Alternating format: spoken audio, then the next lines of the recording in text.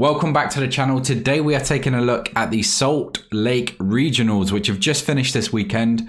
We're going to go through the top 8, talk a little bit about which decks we saw, which decks won, which decks didn't show up like most people thought they would, myself included, what the metagame was, and how that's going to affect the upcoming Liverpool Regionals. So let's get the important stuff out of the way first. The top 8. In total for day 2, half of the decks were actually Mew, but none of them made top 8. It seemed like the metagame for this regional was very heavy on countering Mew, so playing stuff like Gengar or Galarian birds like Moltres, which have really good matchups. There was also a ton of Arceus. There was a ton of really fun and surprising decks you wouldn't expect. There was a Sanaconda, there was a Gyarados, just some really cool stuff. I do really like that Arceus has given more decks that presence. There was a Malamar VMax. There was just a ton of really interesting stuff. So I do like that. I much prefer Arceus over Mew. It means a lot more decks are played. And against the Gengar VMax and the Galarian Moltres and other stuff, Mew just didn't show up. It didn't get the wins it needed. There was none in the top 8. Let's break down some of the lists we saw. Obviously, Xander has played the Arceus Inteleon, very popular deck. One of the most consistent versions of the Arceus lists. We do have his list here, so we're going to take a quick look at that. Okay, my screen is blocking out, but you know what it is. It's Arceus V. He played 4 of those in 3 of the Arceus VStar, which is quite regular. He played a 4-3-2, which is slightly short on Inteleon. We do normally see 3 of those and maybe 4 Drizzile. Obviously, he's got the consistency of the Bibarel as well. The Crobat draw and the Zigzagoon just to work out some of those numbers. In terms of supporters, it's a 3 of Research, 2 Boss's Orders, 1 Melanie. Obviously, you're running the Water Energy in this list just to make it so you could attach and attack in the same turn. I'm a huge fan of Melanie. I've been playing a lot of Suicune Ludicolo myself, so yeah, I absolutely adore the card. And with stuff like Bibarel and the Drizziles and Crobats, you can still search stuff out. The Arceus Starbirth, there's just so much consistency in this list. He also runs a 1 Marnie and Sharon's Care.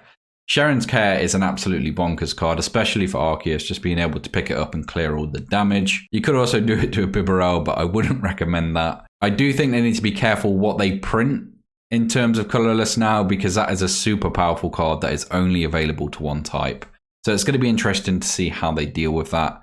They also played 1 Sydney, which is a card I did see pop up in a few lists. I watch all of the streams. So I've seen plenty of matches from this, and yeah, Sydney was in a couple of them. Very interesting card, one that I hadn't really looked at before this, but basically you're going to look at their hand, you're going to discard 2 things you find there, so Tools, Stadium, Special Energy, stuff like that. Very powerful card, one that I do think after this we will see more people tech into their decks. I'm definitely thinking about it. Just really handy to have the one of 4 Quick Ball, 4 Ultra Ball, 2 Level Ball. Fairly simple for a Inteleon deck. I am surprised it's only 2 Level Ball. He's got the 2 Evo Incense as well, so it's easy enough to find out Drizzile and stuff. Yeah, really interesting list. Really consistent list, most importantly. He's got the Power Pad to reuse a lot of stuff. I do really like this list. Obviously, the Path to the Peak.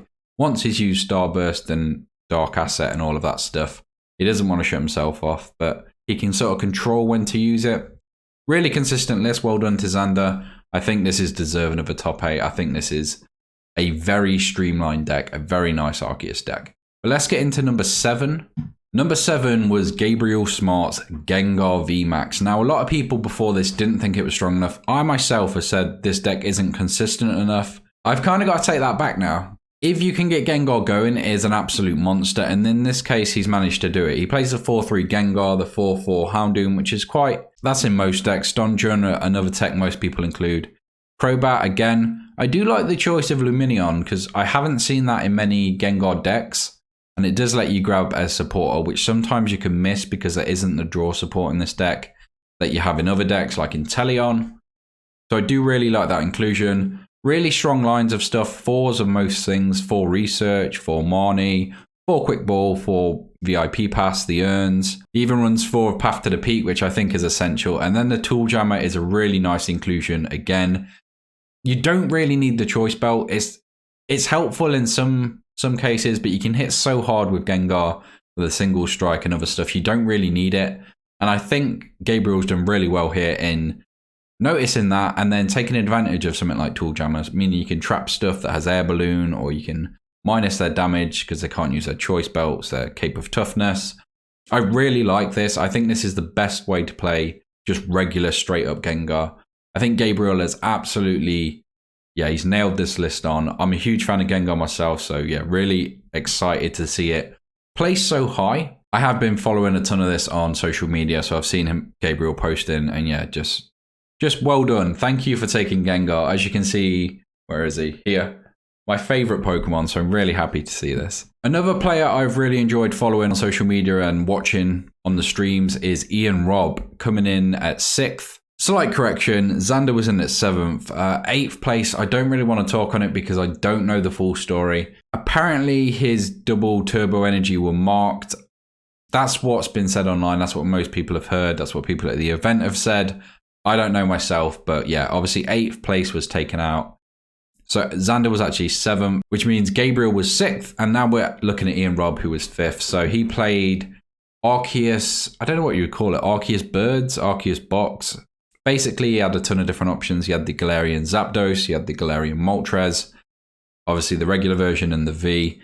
Just gave him a ton of options. He could counter Mew, he could counter Gengar, he could counter Arceus. Just a really clever deck. One of my favorite decks personally.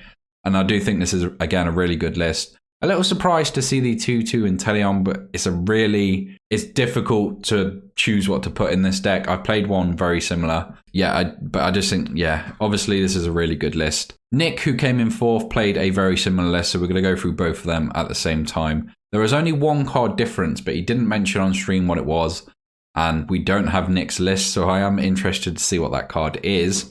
But basically, Arceus is just going to set up whatever you need. If you're against Mew, it's probably going to be a Moltres. If you're against a Gengar or other Arceus, you've got Zapdos. So yeah, just a really powerful counter to a lot of the big decks at the moment. The Galarian Moltres Clara combination is absolutely devastating. The fact you can just bring it back, throw it back down, get all that energy back with Clara as well, and then just attack again. I think it's an absolute monster. I run 2 of in my deck. At the minute, I'm playing a Zoroark box. With the Mightyena come in, I'm very excited to see how that develops. So yeah, absolutely love this deck. Obviously, he's just got a ton of tech cards because you can find them with Drizzile and Inteleon. That's why I'd like another Shady Dealings and Inteleon, honestly. Obviously, he's done well without it, so he didn't need it. But I think it might have been nice to slip in. I don't know what I would have took out. A lot of these cards seem really important. Yeah, it's a difficult one. I think the double energy search is really important. Just running the 1-1 of water and fighting. So you need to find them when you can. Yeah, it's really difficult. Scoop up net is quite important as well. Yeah, I think I can see why he only had the 1-1 Inteleon instead of the regular 2-1. But yeah, well done to these guys. Again, they've obviously play tested this. They've tried it against the best decks. And it's come out on top. And it did on the day as well. Then in 3rd place, we've got Zachary Cooper. Again, another Gengar. It's 4 Gengar, 3 VMax, 4-4 again. We've got the very similar line. I don't know if these guys play tested together. It's a very similar deck. Obviously running Tool Jammer and Path to the Peak as well. I think they might be the same list, actually.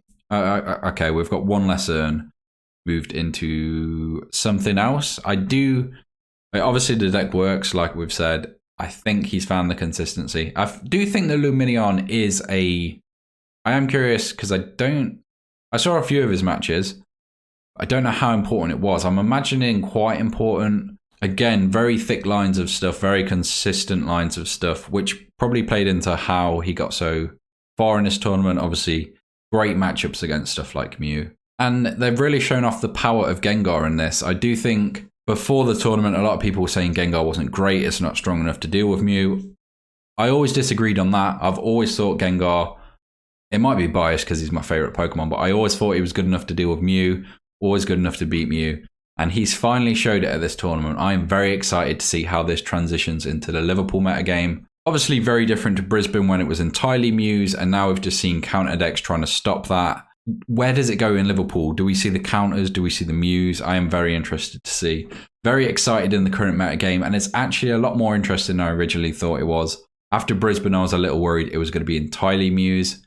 Playing against them is not a fun experience, so I'm super excited to see so much variety in the Salt Lake Regionals. Now, unfortunately, I don't have the list for second place or first. Now, I did watch the matches, so I have some idea of the techs that what made them so different. Drew Kennett played Arceus Gengar, which is very different to what we've seen so far, and I do actually prefer this to the single strike version. I think the single strike version can be very clunky.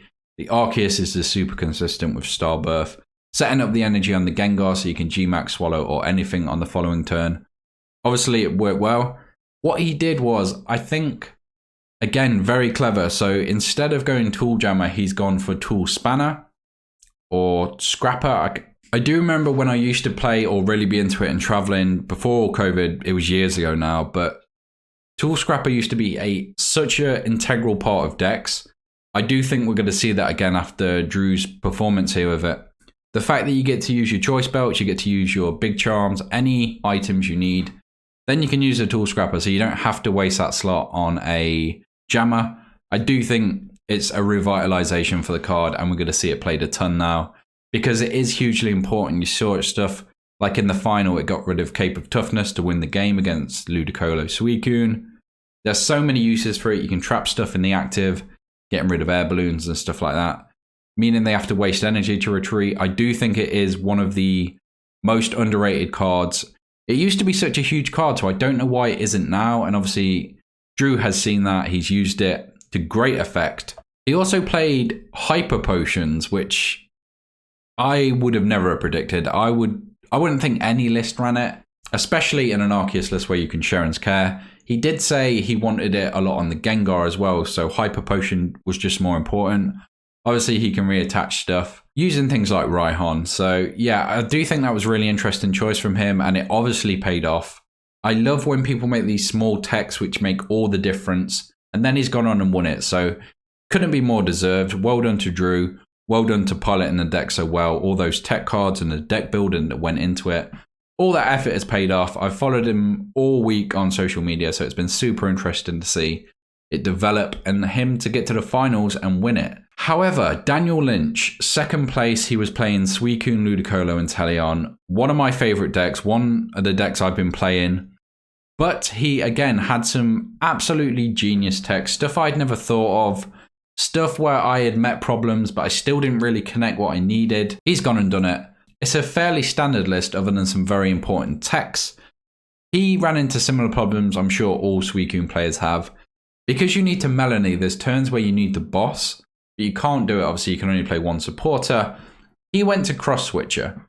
I didn't think of that. I think because he runs the Inteleon line, it's super easy to search out. Really clever play. Honestly, hats off to you, Daniel. Absolutely changed how Suicune players are going to play, or Melanie in general. I wouldn't be surprised if we see it in some Arceus and Teleon lists now. It's just such a clever way to get everything you need in a turn. It means the Melanie doesn't feel as weak now. It means you can play it without having to decide between that and boss. I really do like this. Really well played to Daniel. I followed all of his games. Really well played to everyone involved, and even just the event in general. There was 627 players, and there was some really interesting decks. And I think they have proved that the metagame isn't entirely Mew. Obviously, these are heavy counters to Mew, so it's hard to get a grasp on where exactly it lies. I do still think Mew is the best deck in format by some distance. Arceus is closing that line very quickly. I am curious on some of the Mew lists that were played. I will go through and take a look at that in another video maybe and look where Mew is placed in the metagame now. Obviously, we've got Liverpool coming up, so I'm super excited to see what happens there. Let me know in the comments if you played at the event, what deck you played, or what you're going to play at Liverpool, or what you expect to see at the Liverpool regionals. That's all I've got for this episode. If you enjoyed this breakdown of the tournament, quick look at the top 8 and how it played, let me know in the comments below so I can do more of these. I am planning to cover Liverpool as well. That's all I've got for this episode, so I will catch you in the next one.